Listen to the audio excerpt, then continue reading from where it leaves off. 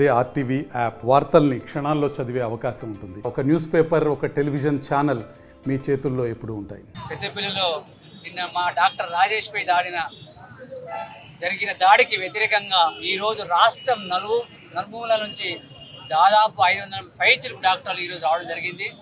ఈరోజు భారీ ర్యాలీ అనంతరం మేము కలెక్టర్ గారికి విన్నపతి పత్రం ఇవ్వడానికి వెళ్తున్నాము.